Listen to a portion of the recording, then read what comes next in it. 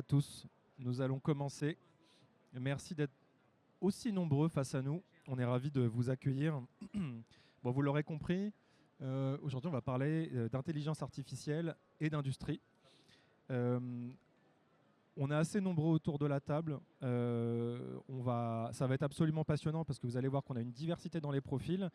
Donc, l'intelligence artificielle, vous avez tous vu, vous connaissez tous la série Black Mirror avec cette IA qui prendrait le pouvoir de nos vies. Alors dans l'industrie, on ne sait pas exactement ce qui va se passer, mais ce qui est certain, c'est qu'aujourd'hui, on va plutôt parler de choses concrètes qui peuvent transformer l'industrie. Ce n'est pas de la science-fiction dont on va parler aujourd'hui. L'IA dans l'industrie, c'est de la mécanique, c'est des données, c'est énormément de méthodes.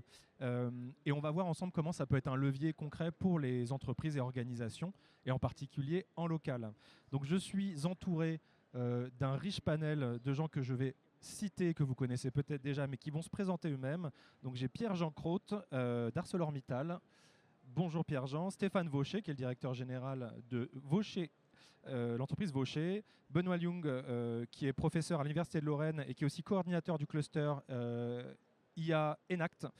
Jacques-Henri Brousse, qui est président de BialX, si je le prononce correctement. Et puis, nous avons également quelqu'un qui est avec nous, qui nous fera une petite courte keynote conclusive, mais qui va aussi commenter certains cas, parce qu'il a cette particularité d'être le président de Grand Est Développement, mais qu'il est aussi, peut-être même avant tout, en tout cas au départ, un industriel. Donc la double casquette viendra nous aider à avancer dans nos sujets. Donc, on va vous proposer 4 temps forts aujourd'hui. Le timekeeping va être un enjeu. On va essayer de manier ça habilement pour pouvoir couvrir tout ce qu'on a à vous raconter aujourd'hui. Donc, premier point, on va commencer par un petit peu de sémantique et de pédagogie. Déjà, est-ce que l'IA, selon vous, c'est un outil miracle ou plutôt un levier structuré? Est-ce que c'est miraculeux cette IA dans l'industrie? Qu'est-ce qu'on peut attendre aussi dans les usines? Est-ce que ça va faire des miracles dans nos industries, dans les PME, dans les ETI? Pierre-Jean, je vous propose de commencer et de nous donner votre avis sur ce sujet. Oui, merci. Bonjour à tous. L'IA est un outil et bien sûr est manipulé par l'homme et doit être géré par l'homme. En particulier dans l'industrie, il y a beaucoup de challenges et de possibilités qui sont offertes par l'IA. On y reviendra plus en détail tout à l'heure, mais que ce soit sur la partie qualité, que ce soit sur la partie énergie, que ce soit sur la partie maintenance, qui est plus le sujet d'aujourd'hui. Beaucoup de possibilités. Nous, on connaît dans l'industrie quasiment tous les jours, malheureusement, des pannes d'installation qui ont un coût non négligeable. Et l'IA, forcément, peut être un des vecteurs clés pour pouvoir anticiper, prédire des pannes et éviter justement d'avoir des arrêts d'installation. Donc, dans ce cadre-là, il faut bien évidemment mettre en place un certain nombre de choses pour que l'IA soit bien adaptée et applicable, en particulier toute la partie plateforme Big Data, avec une intégration la plus smooth possible de toutes ces données. Comme on l'a dit, aujourd'hui, le monde de la donnée est très riche. On a par exemple, nous, au sein d'ArcelorMittal France, plus de 2000 capteurs en IoT dans des réseaux LoRaWAN. On a un réseau 5G aujourd'hui. Donc on a de plus en plus de capacité à récupérer de la donnée dans nos installations. Mais cette donnée-là, elle est très diverse. Ça peut être aussi de la messagerie des mainteneurs, ça peut être des données de qualité, des données de vision, des données du process lui-même, qui sont souvent chez nous des process continus. Donc la variabilité de la donnée est très grande et il faut déjà être capable de structurer cette donnée-là et de la mettre en phase pour pouvoir bien l'exploiter. Et puis ensuite, il y a tout ce travail-là, la méthodologie qu'il faut. Donc l'outil, oui, l'IA est un outil, mais ce n'est pas magique. Il faut que l'homme soit derrière, il faut qu'il y ait une compréhension de la donnée du process. Et une start-up qui me dit « donnez-moi vos données, je vais vous donner le modèle », j'hésite largement et je vais dire « non, on ne va pas travailler avec vous, je préfère que vous veniez, qu'on va visiter l'usine et qu'ensemble on va comprendre le process et bien appréhender le sujet ». Voilà. Oui, parce que ce qu'il faut comprendre, c'est que quand on a toutes les données d'une entreprise comme la vôtre, on a un portrait robot de comment fonctionne l'entreprise, de ses produits, et donc c'est la donnée sensible en fait finalement, et puis surtout elle est très spécifique de l'industrie. Alors elle est sensible et surtout très dense, puisque si on prend tout un process comme une ligne de galvanisation, on va avoir plus de 6000 capteurs, avec certains qui sont des temps de fréquence de données de l'ordre de la milliseconde. Donc c'est complètement indigeste si on veut intégrer tout ça. Donc l'intelligence, c'est surtout déjà d'analyser et de voir les sujets clés. identifier une partie du process sur laquelle on va pouvoir se focaliser là où il y a du ROI. Parce que finalement, on fait tout ça pourquoi? C'est quand même du business, c'est améliorer nos outils de production, c'est éviter les pannes, les coûts. Et donc, il faut pouvoir, et c'est un travail majeur à faire au départ, ne pas vouloir couvrir tout le process, mais de se dire là, on va se focaliser par exemple sur la soudeuse, parce qu'on a pu voir l'année dernière que c'est sur cette soudeuse-là qu'on a eu beaucoup de pannes. Donc pourquoi? Et du coup, on va se limiter à ce domaine-là et on va pouvoir après grandir progressivement sur tout le process. Donc il y a vraiment un travail de fond à faire. Et là, avec les partenaires aussi, puisque pour nous, l'idée, c'est pas de le faire seul, c'est de faire avec nos chercheurs, mais aussi avec des startups, pour pouvoir appréhender, connaître le métier et ensuite travailler sur la donnée.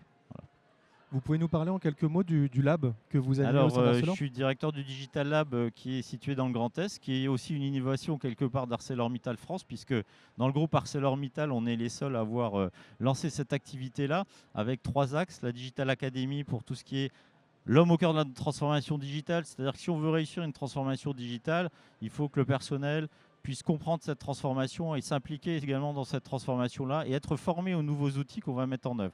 Donc là, l'académie, vous avez d'ailleurs un stand d'Efficat qui est ici, qui est en partie d'ArcelorMittal France, dont l'objectif est d'acculturer, d'aider à accompagner le personnel sur la transformation digitale, sur les domaines d'IA, sur les domaines de cyber, etc.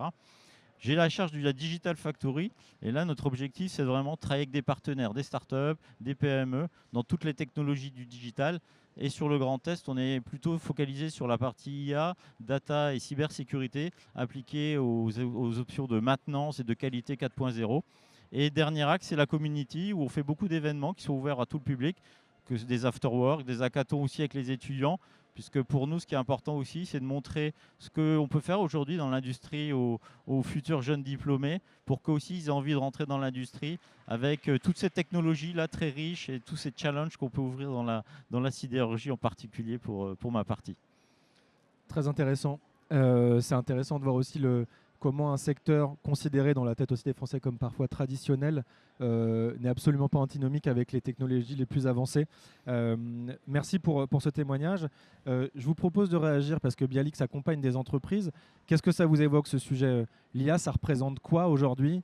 Alors, j'allais dire dans les usines, mais plus généralement dans les entreprises à vocation industrielle.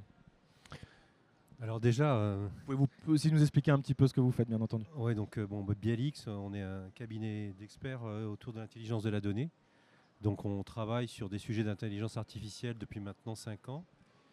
Et déjà, beaucoup de choses ont été dites voilà, à ce stade. Et on constate déjà que quand on parle d'IA aujourd'hui, souvent on limite l'IA aux IA génératives, qui est un peu un phénomène de mode, mais on voit bien que c'est déjà rentré de plus en plus dans l'industrie. En témoigne ce que vient de dire ArcelorMittal, pour lequel on avait déjà travaillé d'ailleurs dans le passé.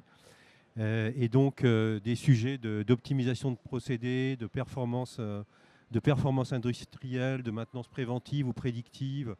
Là, par exemple, on travaille sur l'optimisation d'un procédé où on met en place effectivement sur des bras de fabrication, en fait, des tensiomètres pour voir quel est le positionnement optimal des bras pour éviter une rupture de production, en fait. Voilà. Et donc, on voit que voilà, l'IA est déjà bien présente dans l'industrie. C'est d'ailleurs, je pense, un des secteurs les plus prometteurs et les plus intéressants, parce qu'on a vraiment de plus en plus de données, de plus en plus de capteurs, et donc plein d'axes d'optimisation en fait, de procédés. D'autant qu'en plus, aujourd'hui, avec la convergence IoT, IA, en fait, il y a des sujets. De plus en plus, on nous sollicite sur des jumeaux numériques, en fait, pour simuler un procédé avant son passage à l'échelle, après des tests en laboratoire, ou faire du monitoring via un jumeau numérique d'un procédé qui, naturellement, était plutôt, on va dire, géré par des modélisations mécanistiques, en fait. Merci, c'est très clair. C'est très clair. Maintenant, on va parler un petit peu de méthode. Benoît, je vais vous solliciter, puis je vais même vous poser une petite question piège. Ça va réveiller tout le monde, mais ça ne sera pas très, très piégeux pour vous, je pense. Avant de vous poser une question sur en fait, pourquoi est-ce que la méthode est importante, j'aimerais vous vous demander votre impression vis-à-vis du fait qu'aujourd'hui, on parle de quelque chose qui est extrêmement technique et qui est très connecté au sujet du digital. Je vais vous donner une stat. En 2017, il y a 87% des patrons de PME qui déclaraient la transfo digitale comme étant un sujet non stratégique dans les 5 ans. Une étude de la BPI. Comment aujourd'hui on en arrive à parler d'IA alors que quand on voit de ces stats, on a l'impression qu'il y a des fondamentaux dans le digital qui sont importants? Si jamais la question est trop piégeuse, vous pouvez me mettre un coup de micro, on passera à la suivante. Non, je ne sais pas. Alors moi, c'est vrai que j'ai une position qui est plutôt, j'allais dire, un enseignant-chercheur autour de l'IA et majoritairement de la maintenance prédictive. Donc après, on peut, c'est vrai, élargir ça à tout ce qui est digital, nouvelles technologies. Moi, je pense qu'il y a, dans ce qu'on essaye de faire, donc c'est vrai qu'on a pas mal de partenariats et je pense que le thème maintenance prédictive est un thème aussi aujourd'hui industriellement qui trouve toute sa place, la preuve au niveau de la grande région, mais de la région Grand Est, pardon. Nous, on a énormément de tests CIF, on a beaucoup de tests CIF de projets européens dans lesquels, en fin de compte, on essaye d'être challengé sur déjà des méthodes. Et c'est vrai que l'orientation pour nous actuelle que l'on défend, c'est que l'IA toute seule, au sens uniquement du traitement de données, n'est pas forcément super, j'allais dire, pertinente, efficace. On propose plutôt d'aller vers des approches hybrides dans lesquelles on vient coupler des aspects de données avec des aspects de modèles de connaissances ou modèles de la physique. L'idée étant, bien évidemment, comme sur l'IA, on dépose pas sur un système, on ne possède pas nécessairement de beaucoup de données qui sont représentatives de défaillances ou de dégradation. Il est plutôt intéressant d'essayer de coupler, d'avoir des orientations de traitement de la donnée, mais avec, une harmonisation sur ce qui est un peu des modèles de la connaissance. Ça, c'est le premier point. Après, derrière, je rejoins ce qu'a dit Pierre-Jean. Je pense que ce qu'on essaye de voir aussi, nous, c'est tout l'impact qu'il y a vis-à-vis de ces utilisations de nouvelles technologies par rapport à l'homme. Puisque dans cette boucle-là, pour moi, il y a quand même dans la plupart des entreprises, une notion de prise de décision. Et je pense que ça a été largement sous-estimé. C'est pour ça que nous, il y a deux partenariats. Un partenariat avec l'INRS aujourd'hui qui est pour voir aussi potentiellement quel est l'impact en santé-sécurité un peu de ces technologies. On voit bien des problématiques de certification de l'IA dans des machines. Si on met des opérateurs avec de l'IA à l'intérieur et que la machine fait un peu tout et n'importe quoi.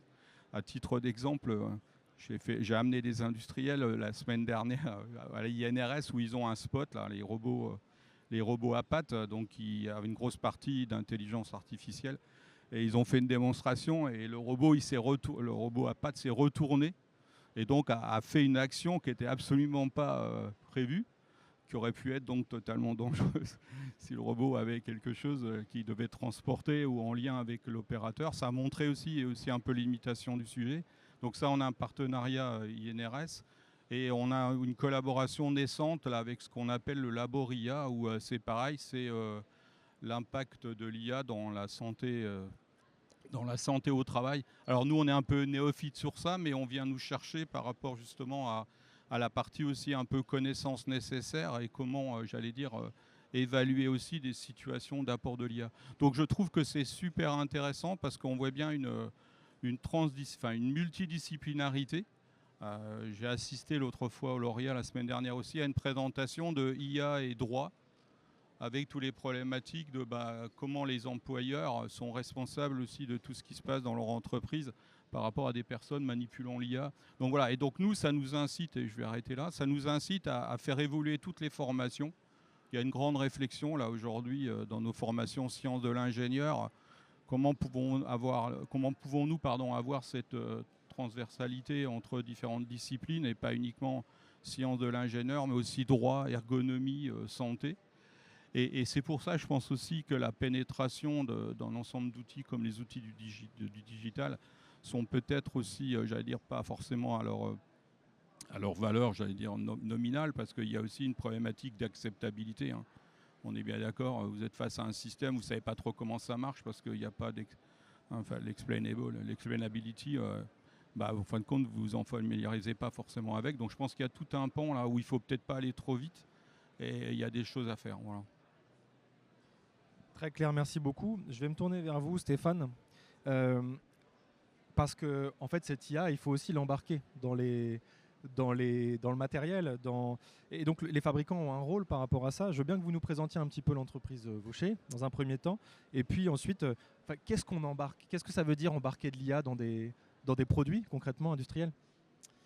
Alors la société Vaucher conçoit et construit des usines de tri des déchets. Nous intégrons des process complexes avec beaucoup d'équipements. Nous avons environ jusqu'à 250 machines dans un ensemble. Et en fait, l'IA, c'est assez récent pour nous, parce qu'auparavant, nous avions des supervisions relativement classiques avec des capteurs. On traitait ça dans des bases SQL. Et donc, on a réintégré de l'IA pour améliorer en fait, le confort de l'exploitant. C'est l'objectif que je me suis fixé, améliorer le confort de l'exploitant, puisqu'on trouve qu'il y a de plus en plus de difficultés de trouver du personnel de maintenance compétent, et surtout avec énormément de technologies, de techniques à l'intérieur d'un centre de tri, puisque vous avez de la mécanique bien sûr, maintenant vous avez de la pneumatique, de l'hydraulique, de l'informatique, de l'optique, de l'automatisme. C'est très lourd et il faut orienter en fait les équipes de maintenance. Pour cela, on a de plus en plus d'équipements connectés. Je parle entre autres des motoréducteurs avec la nouvelle technologie IE5 de SEW, Usocom par exemple, qui intègrent directement des informations et les motoréducteurs sont connectés au travers d'un réseau. Donc on va capter ces informations et les traiter effectivement en complément avec de l'intelligence artificielle. L'objectif étant de synthétiser en fait les données. Lorsqu'on a une masse d'informations très importante, il faut absolument synthétiser cela pour le rendre à l'exploitant. Et c'est un peu l'objectif de l'IA. On intègre également donc une surcouche au-dessus de la supervision, permettant d'avoir des dashboards, donc des données de synthèse qui servent au directeur de l'exploitation, qui servent éventuellement au directeur régional, puisque j'ai toujours considéré qu'avant de pouvoir traiter un problème, il faut déjà avoir l'information. Lorsque vous n'avez pas l'information, vous avez beaucoup de mal à traiter le problème. Donc il faut déjà avoir des tableaux de synthèse et puis très orienté maintenance prédictive. Donc tout cela, effectivement, on intègre des capteurs de pesée, des capteurs laser, des capteurs de niveau, des capteurs de vibration également maintenant. Tout ça est traité dans des bases de données pour développer cette synthèse nécessaire à l'action, puisque l'intelligence artificielle, encore une fois, n'est qu'un outil complémentaire à ce qui existe, permettant d'avoir derrière une action humaine pour pouvoir améliorer les process. Très clair, très très clair, merci beaucoup. Pierre-Jean, comment on fait monter en compétence aussi les équipes? Parce que vous êtes un grand industriel, donc commanditaire, vous fabriquez, vous faites appel à de la sous-traitance, mais comment les équipes du donneur d'ordre montent en compétence assez vite? Parce que les entreprises comme Vaucher perfectionnent les lignes de production et les usines grâce à l'IA est une chose, mais il faut que les gens les utilisent. Alors comme je l'ai rappelé tout à l'heure, effectivement, on a mis en place une Digital Academy. Alors plus largement que sur l'IA, on porte des formations dans tous les domaines de la transformation digitale, dont l'environnement également. Vous mettez des lunettes connectées à un opérateur en maintenance, c'est clé parce que ça va lui faciliter l'accès, il va pouvoir se faire assister par un expert à distance, donc il va mieux réussir son opération de maintenance. Mais pour utiliser cet outil-là, cette lunette connectée, il doit passer par un certain nombre d'heures de formation pour que cet outil-là, finalement, rentre dans son utilisation, on va dire, classique. Voilà. Donc ça c'est un exemple du digital dans l'industrie. Pour l'IA, on a là aussi des formations dédiées. Et il faut effectivement, alors ça c'est très riche, faire travailler nos équipes de data scientists avec des partenaires, des startups qui ont des ouvertures, qui vont donner finalement de la méthodologie, aussi d'autres ouvertures à nos chercheurs et à nos développeurs de solutions IA. Et ça c'est clé parce que c'est tout ça qui va faire qu'on va avoir des modèles beaucoup plus adaptés, beaucoup plus riches, avec de la méthodologie, une meilleure gestion de ces projets-là. Et cet écosystème-là va faire grandir l'ensemble de nos data scientists en particulier. Donc ça c'est un volet intéressant. Et on a pu voir à travers un certain nombre d'études que l'apport d'une start-up qui avait vraiment une compétence clé dans ce domaine de l'IA a beaucoup fait grandir nos équipes, les a aidés dans méthodologie, comme je l'ai déjà dit, mais c'est vraiment très très riche pour nous. Voilà. Donc ça c'est un levier fort et il faut poursuivre dans ce sens-là. Il ne faut pas vouloir y aller seul. Il faut savoir s'entourer aussi de personnes qui savent, externes. Et je pense que c'est ça qui donne une richesse supplémentaire. Parce que l'IA, alors si on parle moi je parle de l'IA classique, là on va être sur du deep learning, machine learning. C'est vraiment des outils très riches, mais avec beaucoup de challenges, beaucoup de ROI possibles. Mais pour réussir des projets IA, quand on regarde aujourd'hui dans l'industrie ce qu'on a pu faire, finalement, c'est encore très peu. Très peu, pourquoi? Parce qu'il y a toute cette méthode, ce travail-là qu'il faut faire. Et vouloir mettre en place un modèle IA, en tout cas au niveau des opérateurs et des équipes métiers terrain, il faut pouvoir vraiment intégrer dès le départ ces équipes-là dans le projet. Qu'ils aient aussi la compréhension du travail et que demain, eux, utilisateurs de cet outil-là, au final, aient bien compris la valeur ajoutée et aient envie d'y aller avec nous. Et c'est tout ça qui fait qu'on va réussir ou pas un sujet IA. Et c'est tout ça qui fait qu'aujourd'hui, finalement, des réussites de projets IA dans l'industrie appliquées à la maintenance, il n'y en a pas autant que ça. Voilà. Par contre, on le verra peut-être tout à l'heure, mais l'IA générative, on va dire, est beaucoup plus simple à mettre en œuvre et là touche vraiment tous les secteurs. Et c'est pour moi l'industrie 5.0 vraiment au sens technique du terme. On en parle dans la foulée. Stéphane, question un peu hors contexte, mais quand est-ce que vous avez commencé à intégrer de l'IA en tant que fabricant? Donnez-nous un ordre d'idée et combien de temps ça vous a pris pour qu'on se rende compte si c'est tout récent ou est-ce que... Alors oui, c'est tout récent, c'est moins d'1 an. Il y a moins d'1 an, on s'est dit qu'il fallait apporter un plus, déjà pour se démarquer de la concurrence, et dans un esprit effectivement d'aider l'exploitant.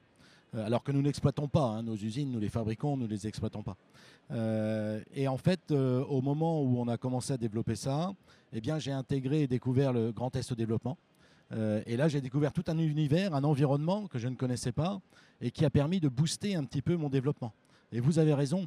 Il ne faut pas le développer seul, il faut être accompagné, et ce qui permet d'améliorer et de booster véritablement le développement avec un objectif donc de mettre en œuvre l'outil que nous sommes en train de développer dans une installation réelle que nous construisons actuellement à Charleville-Mézières.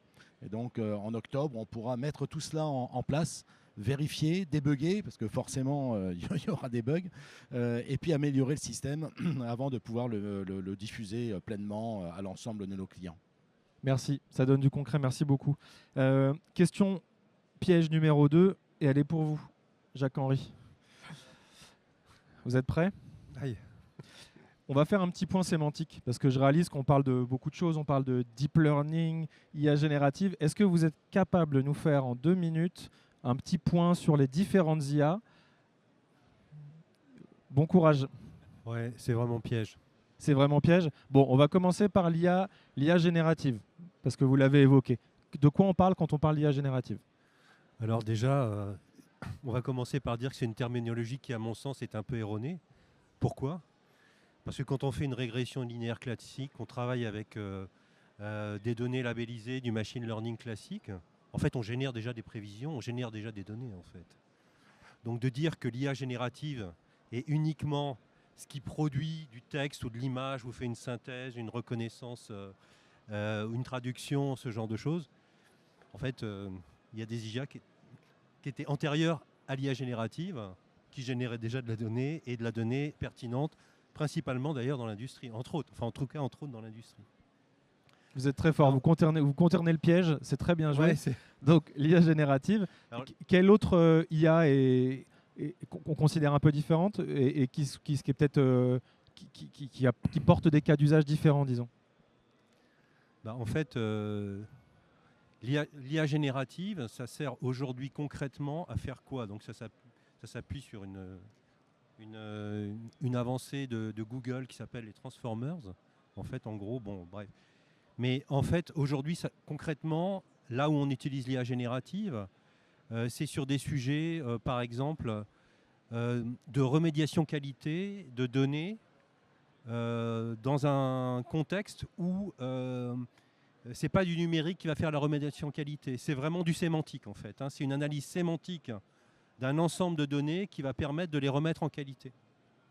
Ça va être utilisé également pour faire ce qu'on appelle, faire des recherches avancées sur un corpus documentaire hétérogène dans le monde de l'industrie. On a un cas là actuellement chez un industriel qui nous a amené des tonnes de documents, alors pour certains qui sont super anciens, avec des schémas, avec des schémas de montage, avec des notices de mise en production qui sont en multilingue, etc. Et là, on a commencé à lui montrer que l'IA générative, en fait, ça permet vraiment, effectivement, de pouvoir faciliter l'accès à une information et à toute une connaissance existante dans l'entreprise, mais qui est très difficilement accessible.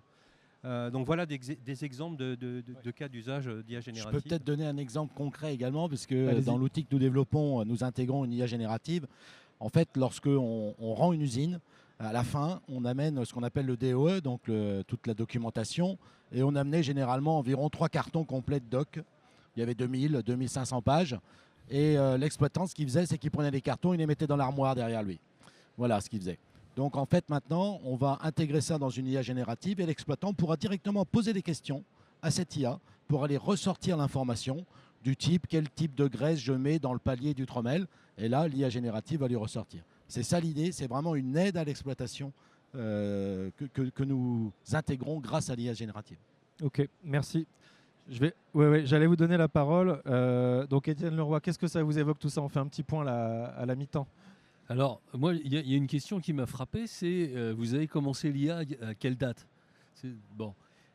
Alors, j'ai été pendant les 20 dernières années le directeur général de Schlumberger à Guebwiller. On livrait des usines clés en main de filature textile. Avec une grande maintenance, ça vaut les installations de traitement de déchets. Alors, je vais vous répondre. On a commencé dans les années 70. Parce que dans les années 70, il y a Madame Muller, qui était l'assistante du service après-vente, qui a vu arriver un nouveau système qui s'appelait le système Bull.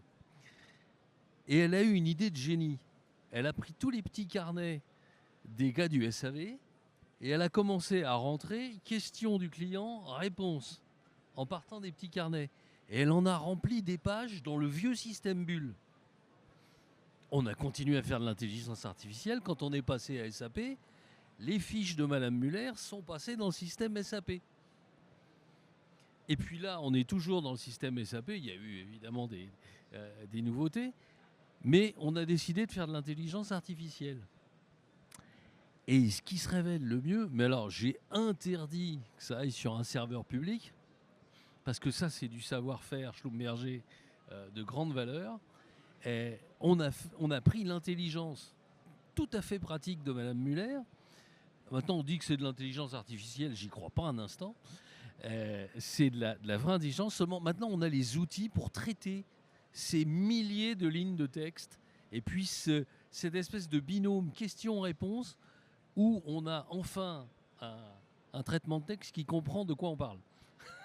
C'est ça, hein, grosso modo, l'intelligence artificielle.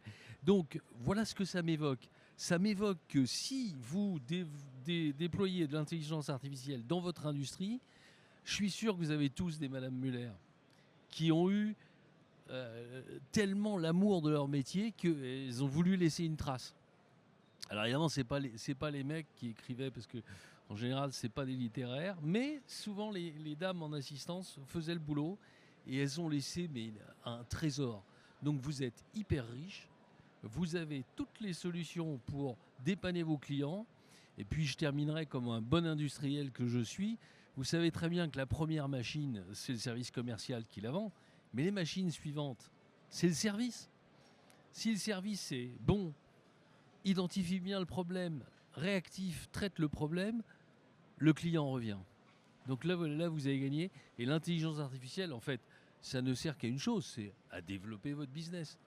Et ça, le président de l'agence de développement veut dire développer votre business. On est tous là pour ça. Voilà. Merci, très intéressant. Merci pour ce partage qui défie un peu la sémantique et les définitions. C'est toujours super intéressant. Je vais me tourner vers vous, Benoît. J'aimerais vous poser 2 questions. La première, c'est quel est le cas d'usage? Il n'y a pas de question piège pour vous, elle est facile celle-ci. Quel est le cas d'usage qui vous a le plus frappé les années passées en termes d'utilisation de l'IA? Bon, c'est comme demander votre chausson préférée, on s'en rappelle jamais quand on vous pose la question. Mais est-ce qu'il y a quelque chose, en tout cas, qui vous a particulièrement frappé dans les cas d'usage que vous avez vus?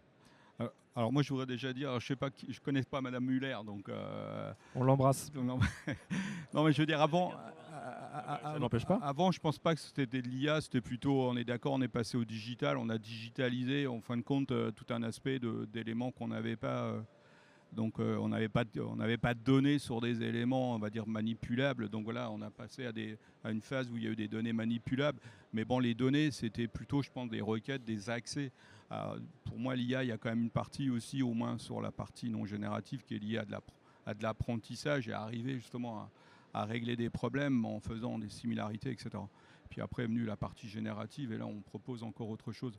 Mais sur les cas qu'on traite, alors déjà, moi, je peux d'autant plus en parler. La première thèse en IA qu'on a faite, c'est la thèse avec ArcelorMittal. Donc, je dirais, c'était intéressant parce que c'était une thèse. Ça montre aussi justement la difficulté dans la partie maintenance prédictive. Bon, déjà, on a du mal à avoir un use case, mais ça, c'est un autre souci. Mais par exemple, on voit bien que dans le cas de la maintenance, le cas qui était posé, c'était principalement des équipements neufs. Et l'idée, c'était d'arriver donc à déployer de la maintenance prédictive. Alors, je parle bien de maintenance, c'est-à-dire depuis la phase de traitement des données jusqu'à la prise de décision. Pas uniquement, j'allais dire, le traitement des données ou de faire des choses de niveau un peu anomalie et c'est tout. Et donc ça, c'était le premier cas. Et ce qui était intéressant dans ce cas-là, même s'il n'était pas, on a eu du mal à mettre ça en œuvre, c'est qu'on a vu pas mal de problématiques qui étaient liées justement à les problématiques, on n'a pas de données. Sur des systèmes neufs, il est très difficile d'avoir des données de défaillance, de dégradation.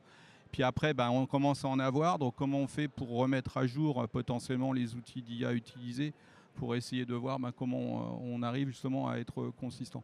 Alors je dirais le cas qui, moi, me semble...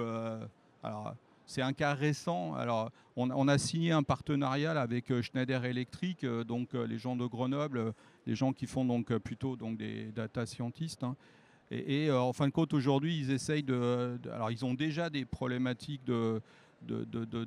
j'allais dire de doter principalement tout ce qui est disjoncteur, générateur, etc., ce qu'ils vendent vraiment au niveau industriel, donc de capacités propres, permettant en fin de compte d'avoir un bilan de santé de ces composants et d'être capable de prédire à peu près des futures pannes en tenant compte bien évidemment des contextes très évolutifs de ces composants.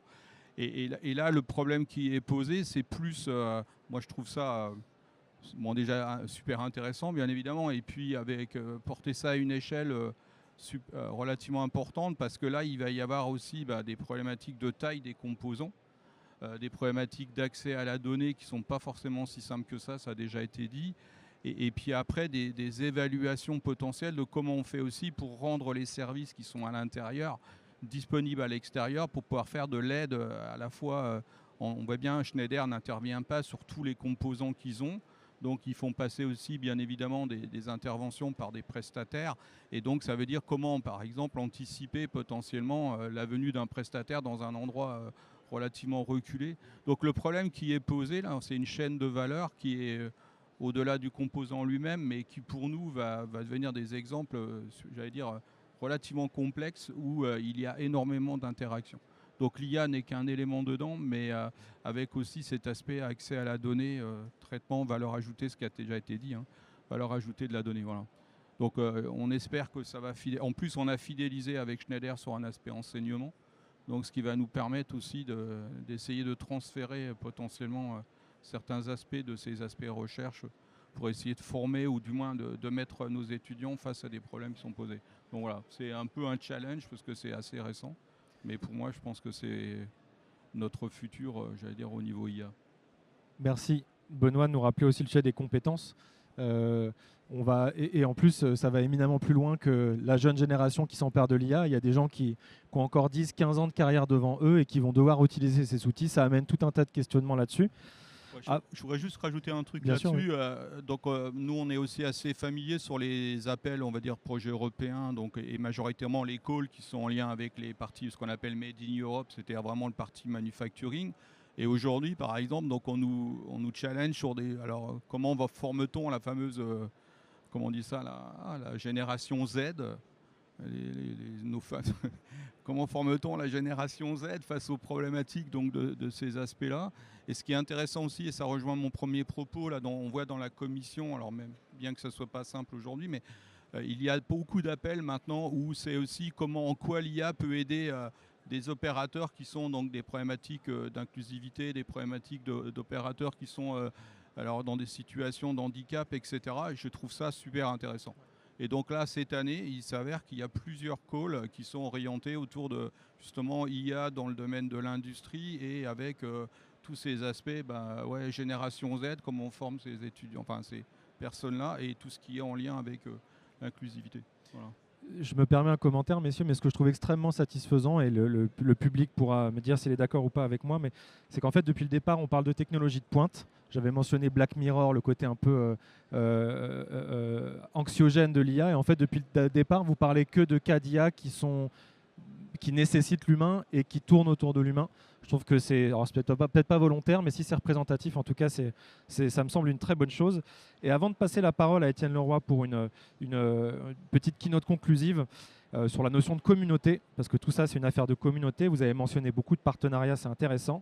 J'aimerais que vous me citiez, imaginez que vous avez un parterre devant vous de 800 industriels et que ces industriels, vous avez 1 minute pour leur expliquer comment ne pas se planter en lançant un projet IA. Comment on ne se plante pas, quels sont les écueils à absolument éviter lorsqu'on s'intéresse à ces technologies appliquées au monde industriel. Jacques-Henri, je vous laisse commencer. Alors que ce soit 800 ou 1, je commencerai par la même chose. C'est de dire ne pas avoir une approche top to bottom. C'est-à-dire qu'aujourd'hui, l'IA a tellement, on va dire, inondé nos médias. Il n'y a pas une journée où on n'entend pas parler sur une radio, sur une télé, sur un blog, d'intelligence artificielle. Et donc on va se retrouver parfois avec des entreprises où, alors c'est pas le cas de Vaucher, parce que là je pense que c'est pris par le bon bout, mais où globalement le patron dit j'ai entendu parler d'IA, c'est super, il faut qu'on en fasse. Donc messieurs les IT, messieurs les métiers, mettez-vous ensemble, trouvez-moi et faites-moi quelque chose. Et en fait, là, on prend le problème vraiment, et je veux des résultats dans 2 mois. On prend le problème à l'envers, en fait. Et donc, le premier conseil que je donnerais, c'est d'essayer déjà de démystifier au travers d'une immersion rapide des gens qui seront impliqués dans un projet IA et d'essayer de sortir des choses extrêmement simples, des quick wins. Globalement, pour partager les potentialités, un vocabulaire et une façon de procéder. Première chose. Et ensuite, en général, et c'est vrai particulièrement, enfin pas uniquement, mais c'est vraiment vrai dans des contextes industriels, les systèmes industriels, on l'a vu avec les exemples qui ont été cités par Arcelor et par Vaucher, c'est des systèmes complexes. Et les systèmes complexes, adresser un système complexe et essayer de résoudre un problème d'optimisation de procédés ou de maintenance prédictive de façon globale, en général, c'est un échec assuré. Pourquoi ? Parce qu'on ne s'est pas assuré de la qualité des données. Pourquoi ? Parce qu'on n'a pas segmenté le problème en fait en différentes entités plus atomiques et qui sont plus cadrables, où les aspects, on va dire, de qualité de données, de gouvernance, de sécurité et réglementaires sont intégrés en fait. Bon, je vais m'arrêter là. Mais... Non, c'est très complet, merci. Bon courage pour ceux qui passent après. Stéphane, comment on ne se plante pas en termes d'IA, qu'on soit fabricant ou qu'on veuille l'utiliser, tout simplement ? Je pense qu'il faut être humble, ne pas imaginer que l'IA va tout résoudre. Encore une fois, pour moi, ce n'est qu'un complément à ce qui existe déjà. On va y aller par petits pas également. Et puis surtout, être orienté aide à l'utilisateur. C'est vraiment ce que je souhaite. C'est un outil complémentaire qui va aider l'exploitant, aider l'utilisateur. C'est ça qu'il faut viser en fait. Je vais vous laisser la parole, Pierre-Jean. Comment, alors, en montant un lab qui permet d'accompagner, mais comment on fait pour ne pas se planter ? Qu'est-ce que vous voyez ? Alors, comme je l'ai dit au début, l'homme au cœur de la transformation digitale, et l'IA est une brique technologique de cette transformation, en tout cas de l'industrie 4.0. Donc l'homme est au cœur et il faut l'embarquer. Donc il faut, dès le départ du projet, lui présenter l'objectif visé, qu'il puisse être aussi une partie, on va dire, prenante dans ce projet. Alors moi, j'ai peut-être, si on a le temps, sur l'IA générative, on est en train de mettre en place une plateforme. À savoir que l'IA générative, c'est vraiment stratégique aujourd'hui. Il faut que tout le monde y aille parce que là, demain, vous ne serez plus là autrement. Et ça, c'est clair. Nous, on est en train de mettre en place une plateforme de transfert et de captation des connaissances qui est clé pour l'industrie. L'industrie 2015-2030, c'est moins 40% de votre effectif. Donc, on aura perdu la moitié des salariés en 15 ans. Imaginez ça plus la mobilité des personnes aujourd'hui dans l'entreprise. Vous avez un turnover énorme et vous avez un risque de perte de compétences. Demain, vous avez une panne d'installation. Pourquoi? Parce qu'une personne est peut-être d'une société de prestat qui n'était pas aussi entraînée sur l'outil et n'a pas fait la tâche telle qu'elle devait la faire. Donc ça, c'est clé. Et en particulier sur l'IA générative, donc cette plateforme-là de transfert et de captation des connaissances, elle permet de capter la connaissance d'experts que l'on a ou d'opérateurs sur le terrain. Et j'ai un exemple intéressant. J'avais l'autre fois un collègue de R&D qui avait fait 40 ans sur une expertise très à chaud. On lui a dit bah tiens, on va faire un agent dédié à ta compétence. Il m'a regardé, il m'a dit tu crois que ton truc, ça va résumer, ça va être capable d'intégrer mes 40 ans de connaissances sur le sujet? Il m'a dit je lui ai dit écoute, non, c'est pas tout à fait ce qu'on veut faire, mais viens, je vais te montrer déjà quelques exemples. Donc je lui ai montré ce qu'on avait pu faire sur d'autres cas d'usage de l'IA générative, justement sur cette captation et transfert des connaissances en réalisant des agents dédiés. Il a été bluffé, il l'a fait, il a joué le jeu. On a pris peut-être 2-3 jours de son temps pour faire cette captation. Et demain, c'est clé pour le groupe parce que cette expertise-là, elle est ancrée, elle est formalisée. Et donc, tirer profit de l'IA générative vraiment dans tous les secteurs. On est en train de le faire avec la supply chain, on est en train de le faire avec la logistique. Il y a tellement de possibilités. Et là, contrairement à ce que j'appelle l'IA classique, la mise en œuvre est beaucoup plus facile et beaucoup plus simple. Donc allez-y, ne perdez pas de temps, il faut vraiment travailler ces sujets-là, ils sont tellement riches. Voilà. Merci beaucoup. Merci. Benoît, pour clôturer le bal avant de passer la parole à Étienne Leroy. Déjà, si j'avais 600 industriels devant, je leur demanderais des petites subventions pour que... Très bien. On passe le message. Non, moi, je n'ai pas vraiment de message. Je pense que tout ce qui est dit par les industriels, c'est beaucoup plus ancré dans le réel. Alors nous, je ne sais pas qu'on ne fait pas du réel, mais c'est vrai que je pense que la plus grande difficulté, c'est qu'on est passé au digital. On a dit à tout le monde, vous allez avoir des capteurs... transférer des données, et puis avec les données, on sera capable de tout faire. Bon, c'est quand même pas tout à fait, je pense, ce qui se passe pour la plupart des entreprises qui essayent aussi d'implanter des traitements de données. Donc, c'est pas si simple que ça. Il faut déjà de la donnée qui soit de qualité. Il faut des données aussi assez représentatives. Par exemple, en maintenance, on essaye de travailler sur des liens qu'il y a entre des analyses métiers dysfonctionnelles et donc de savoir quelles variables observer sur le process. Sur le process, la machine, le composant, et à partir de là de dire ok, là on a déjà des données qui sont suffisamment représentatives, j'allais dire d'éléments significatifs par rapport aux dysfonctionnalités, et là on peut peut-être travailler sur ces données. Mais d'avoir des millions de données qui globalement, j'allais dire, ne sont pas ni de bonne qualité ni suffisamment représentatives, je pense que ça fait pas avancer la réflexion, quoi. Voilà. Merci beaucoup. Merci messieurs. On va rester pieusement écouter le président du Grand Est Développement, Étienne Leroy. La parole est à vous, président. Alors, je voudrais quand même terminer, parce que je n'ai pas donné mon avis sur la question précédente, et pourtant elle m'intéresse. Moi, je pense que aux petits-enfants de Madame Muller, je continue avec ma fameuse Madame Muller, il faudrait leur dire « n'ayez pas peur ». Parce que c'est ça, le truc, c'est l'IA va me bouffer mon job. Moi, c'est ce que j'entends le plus, hein. Quand on commence à travailler avec l'IA, on dirait je vais perdre mon job. Je crois qu'il y a une parole d'un sage américain qui a dit l'IA ne piquera le job que de ceux qui ne maîtriseront pas l'IA. Donc l'IA, c'est comme le permis de conduire, il faut le passer, il faut s'y frotter et ça ira tout seul, et personne n'a eu peur suffisamment pour ne pas passer le permis de conduire. Donc voilà, le seul message aux 600 industriels, c'est laissez l'ensemble de vos employés passer le permis de conduire de l'IA, et surtout n'ayez pas peur, il faut rassurer. Voilà, c'est pas insurmontable l'IA du tout.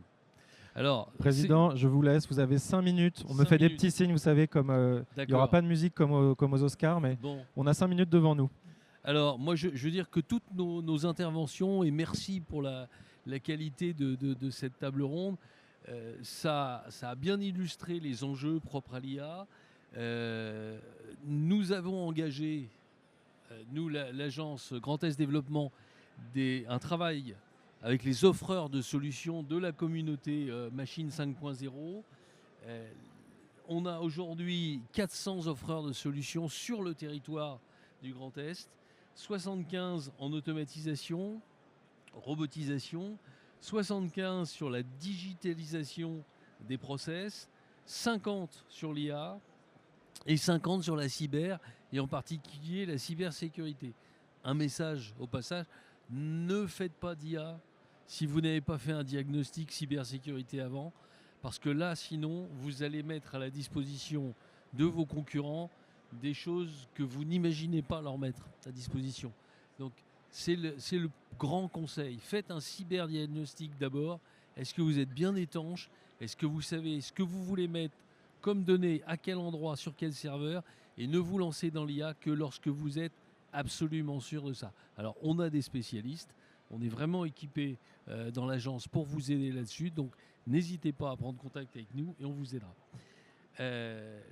En 2024, l'équipe de Grand Est Développement a produit une étude prospective autour des usages de l'IA pour les fabricants de machines. Alors, vous savez qu'il y a à peu près 500 fabricants de machines dans le Grand Est. C'est ce qui fait aussi notre force à l'exportation. Franck Leroy le soulignait ce matin.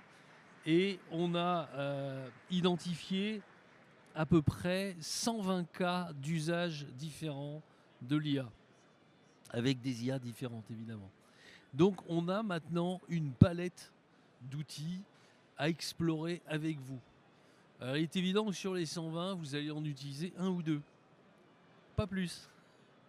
Parce que chaque cas est particulier, il faudra probablement l'adapter, et c'est pour ça qu'on est entouré d'offreurs de solutions qui sont aussi là pour faire de l'IA personnalisée.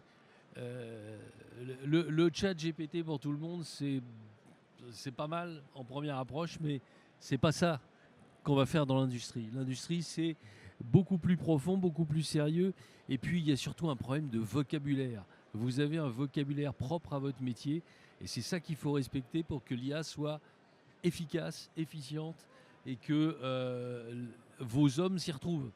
Hein, dans le n'ayez pas peur, il y a aussi, vous allez créer votre environnement et votre vocabulaire, et donc l'utilisation de l'IA se passera dans un cercle et dans un langage que vous connaissez. Bien.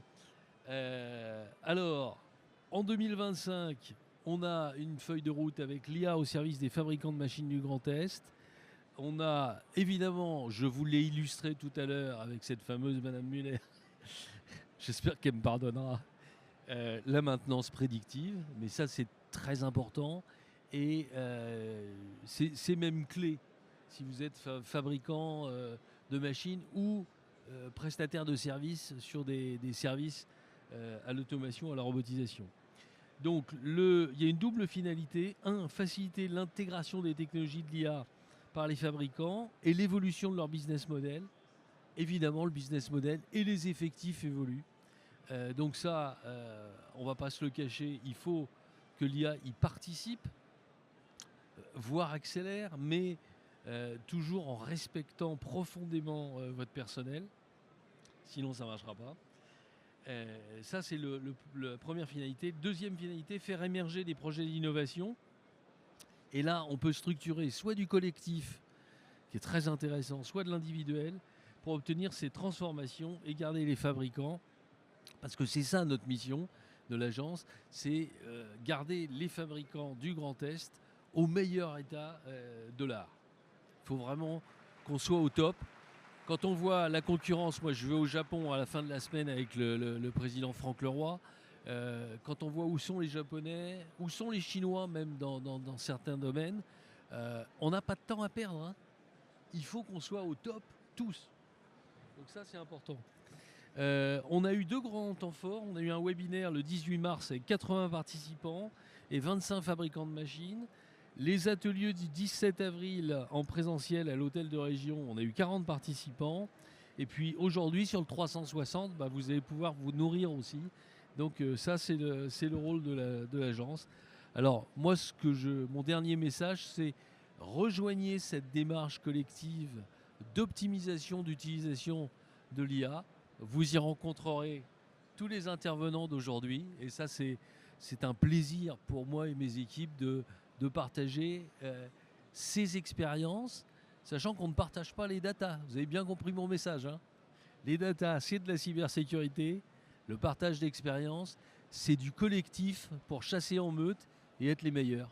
Merci à tous. Comment mieux finir cette séquence ?